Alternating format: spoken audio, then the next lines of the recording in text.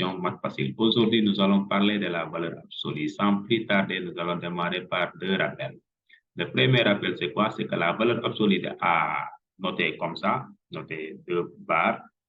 La valeur absolue de A, c'est égal à A si A est supérieur ou égal à 0. Ça, c'est égal à moins A si A est inférieur ou égal à 0. Donc, il faut retenir que quoi? Que la valeur absolue est toujours positive ou nulle. C'est-à-dire que la valeur absolue de A est supérieure ou égale à 0. La valeur absolue n'est jamais négative. Donc, ça, c'est le premier cas à retenir. Donc, exemple, si nous prenons ici la valeur absolue de 2, c'est égal à 2. Pourquoi? Car 2 est comment? 2 est positif. Puisque 2 est positif, alors la valeur absolue de 2, c'est égal à 2. Si nous appliquons ici bien la définition, on est dans ce premier cas qui est là, qui dit que la valeur absolue de A, c'est égal à A si A est supérieur ou égal à 0. Supérieur ou égal à 0 veut dire positif. OK? Et la valeur absolue de moins 2, c'est égal à moins 2. Pourquoi moins 2? Vous voyez ici, on dit que la valeur absolue de A, c'est égal à moins A si A est inférieur ou égal à 0. Que veut dire A inférieur ou égal à 0? Ça veut dire que A est négatif. Or, vous remarquez ici que moins 2 est négatif. Donc, la valeur absolue de moins 2, ça donne moins 2, qui donne plus 2. Donc, ce qui est important dans ce cas de figure-là, vous remarquez que la valeur absolue de 2, c'est la même chose que la valeur absolue de moins 2 qui est égale à quoi? Qui est égale à 2. C'est qu'on a résumé ici. Donc, on peut dire que la valeur absolue de 2, c'est égal à la valeur absolue de moins 2, qui est égale à 2. Donc, il ne faut pas oublier ce détail-là, car beaucoup d'élèves oublient ce détail dans certains exercices. Maintenant, on peut retenir de manière générale, pour tout réel A, la valeur absolue de moins A, c'est égal à la valeur absolue de A, ça c'est égal à A. OK? Donc, c'est ça qu'on peut retenir ici de manière générale. C'est-à-dire que A ici est quelconque, ça peut être positif ou négatif. De toute façon, la valeur absolue de moins A, c'est la valeur absolue de A, c'est égal à A, comme on l'a vu dans l'exemple qui est là. Donc, maintenant, deuxième rappel, A est un entier naturel si et seulement si A appartient à N. C'est quoi un entier naturel? Un entier naturel, c'est un nombre réel dont la partie décimale est nulle. En d'autres termes, A appartient à N, et N, c'est quoi? C'est l'ensemble des valeurs qui vont de quoi? 0 jusqu'à quoi? N, c'est-à-dire 0, 1, 2, 3. Ici, j'ai sauté le 4, 1, 2, 3, 4, par exemple 5, 6, 7, 8. C'est-à-dire que ici, ce sont des entiers naturels.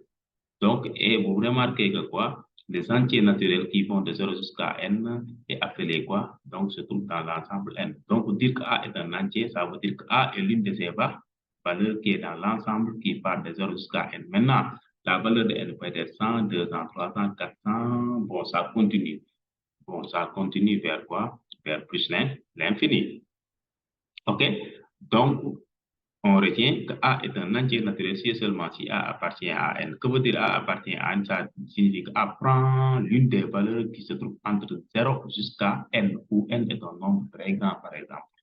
Donc, c'est ça que nous appelons un entier naturel. Maintenant, exemple. Donc, exemple, montrer que A est un entier naturel. Pour montrer que A est un entier naturel, il faut montrer que A appartient à l'ensemble N. Donc, nous allons voir ça. Maintenant, on a dit que A égale à 1 plus la valeur absolue de racine de 2 moins 1 plus la valeur absolue de racine de 2 moins 5. Donc, on va voir la réponse. Réponse. A égale à 1 plus facteur de racine de 2 moins 1. Vous voyez ici, on a éliminé les valeurs absolues, on les a remplacées par des parenthèses. Donc, vous voyez ici que l'expression racine de 2 moins 1 n'a pas changé. Pourquoi ça? Car racine de 2 moins 1 est positive. Donc, racine de 2 moins 1 est positive. Si vous tapez sur la machine, vous allez trouver une valeur qui est positive. Mais si vous pouvez, si aussi vous voulez, vous pouvez vérifier directement c'est positif. En faisant quoi? Quand vous élevez racine de 2 au carré, ça donne 2.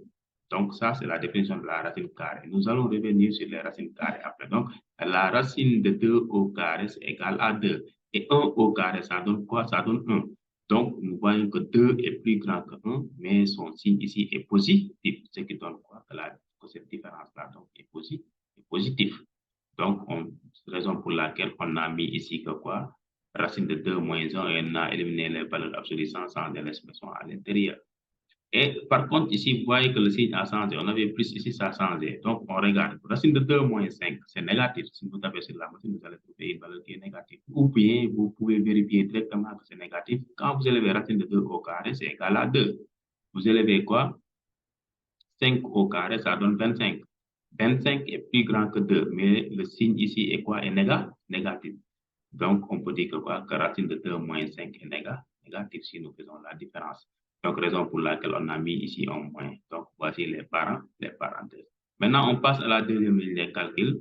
Donc, ici, nous avons quoi? A, ça va donner quoi? 1 plus racine de 2 moins 1. Vous avez un signe plus devant des parenthèses, ça ne change pas les signes à l'intérieur de la parenthèse. Donc, nous allons avoir ici quoi? Racine de 2 moins 1. Voilà, ça n'a pas changé. Par contre, ici, vous avez un signe moins devant des parenthèses, ça change tous les signes à l'intérieur de la parenthèse. Ici, nous avions plus, donc ça donne quoi? Moins racine de 2. Ici, nous avions moins, ça donne moins, c'est égal à quoi? Plus 5. Donc, qu'est-ce que nous remarquons ici? Nous avons plus racine de 2, moins racine de 2. Donc, ces deux-là sautent. OK? Ça disparaît. Donc, et nous avons ici quoi? 1 moins 1 aussi. On a 1 moins 1, ça donne 0. Donc, 1 moins 1 aussi, ça disparaît. Maintenant, 1 moins 1 disparaît. Racine de 2 moins racine de 2. Simplifier ça. Donc, il va rester quoi? Plus 5. Donc, ça veut dire que A égale à 5. Maintenant, le fait que A égale à 5, vous remarquez que A est un entier naturel.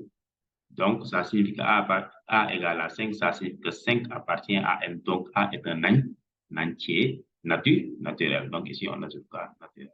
On est d'accord. Donc, là, c'est un entier naturel.